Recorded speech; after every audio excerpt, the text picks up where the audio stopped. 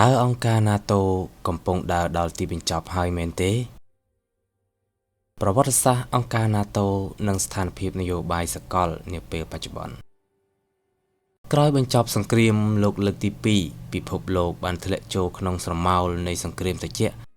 ដែលជាការប្រឈមមុខដាក់គ្នារវាងមនោគមវិជ្ជាសេរីនិងកុម្មុយនីសនៅថ្ងៃទី4ខែមេសាឆ្នាំ1949អង្គការសន្ធិសញ្ញាអាត្លង់តិកខាងជើងឬហៅកាត់ថា NATO ត្រូវបានបង្កើតឡើងដោយមានសមាជិកស្ថាបនិកចំនួន12ប្រទេសក្នុងគោលបំណងចម្បងគឺបង្កើតខែលការពារយោធារួមគ្នាប្រឆាំងនឹងការរីករាលដាលនៃឥទ្ធិពលសហភាពសូវៀតបេះដូងដ៏សំខាន់បំផុតនៃសម្ព័ន្ធភាពនេះគឺមាត្រា5ដែលចែងថា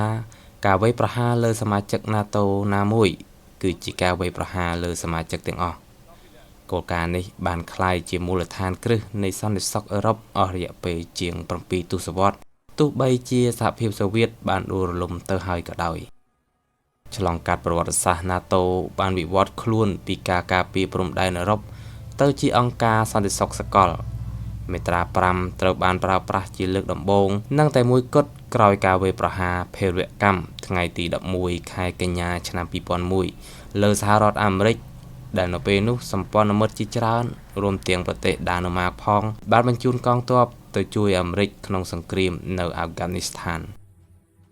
ទោះជាយ៉ាងណាក៏ដោយនាពេលបច្ចុប្បន្នសាមគ្គីភាពដែលធ្លាប់តែរឹងមាំនេះកំពុងតែរង្គោះរង្គើដោយសារតែចំនួនផលប្រយោជន៍និងការប្រែប្រួលនយោបាយផ្ទៃក្នុងរបស់មហាអំណាចអាមេរិកស្ថានភាពបច្ចុប្បន្នបានឈានដល់ចំណុចតានតឹងខ្លាំងនៅពេលដែលបញ្ហា Greenland បានផ្ទុះឡើងនាយករដ្ឋមន្ត្រី Greenland បានថ្លែងកាលពីថ្ងៃអង្គារថាប្រជាជនដ៏តិចតួចរបស់លោកចំនួនប្រហែល 57,000 នាក់ត្រូវតែត្រៀមខ្លួនចំពោះការប្រើប្រាស់កម្លាំងយោធាដែលជាសញ្ញានៃវិបត្តិសន្តិសុខថ្មីមួយ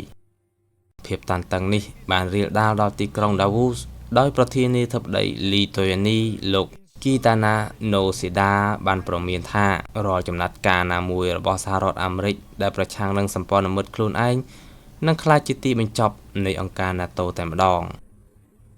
ស្របពេលជាមួយគ្នានេះលោក Donald Trump បានអះអាងថាលោកបានធ្វើកិច្ចការសម្រាប់អង្គការ NATO ច្រើនជាងអ្នកណាទាំងអស់ប៉ុន្តែលោកនៅតែបន្តចោទសួរពីភក្តីភាពរបស់សម្ព័ន្ធមិត្តចំពោះអាមេរិកទោះបីជាមានផុសតាងប្រវត្តិសាស្ត្របង្ហាញអំពីការជួយគ្នាកន្លងមកក៏ដោយទោះបីជាសមាជិកព្រឹទ្ធសភាអាមេរិកលោក Tom Tillis យល់ឃើញថាចំនួននេះនឹងថយចុះកម្ដៅទៅវិញតាមពេលវេលាក៏ដោយប៉ុន្តែអ្នកវិភាគនយោបាយដូចជាលោក John Leber មើលឃើញថាមហាអំណាចអឺរ៉ុបកំពុងពិចារណាលើសកម្មភាពរួមគ្នាដើម្បីផ្ញើសារទៅកាន់សហរដ្ឋអាមេរិកថាពួកគេមិនអាចត្រូវគេគំរាមកំហែងបានឡើយលោក Leber ក៏សម្គាល់ថាលោក Trump កំពុងប្រើប្រាស់វេទិកាកម្រិតពិភពលោកដើម្បីកំណត់របៀបវារៈថ្មីដែលពោរពេញទៅដោយការប្រឈមមុខដាក់គ្នានិងព្យាយាមធ្វើឲ្យមានការផ្លាស់ប្ដូរយ៉ាងខ្លាំងក្លាដែលមិនធ្លាប់មានក្នុងអាណត្តិទី2របស់លោក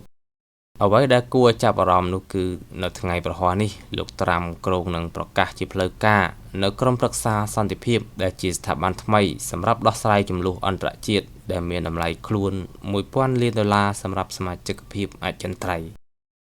ដើមឡើយស្ថាប័ននេះបង្កើតឡើងដើម្បីត្រួតពិនិត្យការកសាងតំបន់កាហ្សាឡើងវិញប៉ុន្តែយោងតាមសេចក្តីព្រាងធម្មនុញ្ញទូនាទីរបស់វានឹងត្រូវពង្រីកលើសពីទឹកដីប៉ាឡេស្ទីនក្នុងបរិបទដែលសម្ព័ន្ធមិត្តកំពុងបារម្ភការដែលលោក Trump អញ្ជើញប្រធានាធិបតីរុស្ស៊ីគឺលោក Vladimir Putin ឲ្យចូលរួមក្នុងកិច្ចពិភាក្សាបានបង្កឲ្យមានការភ្ញាក់ផ្អើលយ៉ាងខ្លាំងខណៈដែលរុស្ស៊ីកំពុងបង្ហាញភាពត្រេកអរចំពោះជម្លោះផ្ទៃក្នុងរវាងអាមេរិកនិងសម្ព័ន្ធមិត្ត Greenland នេះជារួមពីអង្គការដែលបង្កើតឡើងដើម្បីទប់ទល់នឹងរុស្ស៊ីបច្ចុប្បន្ន NATO កំពុងស្ថិតក្នុងរបបដ៏គ្រោះថ្នាក់បំផុតដែលតម្រូវឲ្យពិភពលោកតាមដានមើលថាតើសម្ព័ន្ធភាពយោធាដ៏ចំណាស់មួយនេះនឹងអាចឈរជើងបានឬត្រូវរលាយរូបរាងដោយសារតែការប្រែប្រួលនៃនយោបាយសកលលោកថ្មី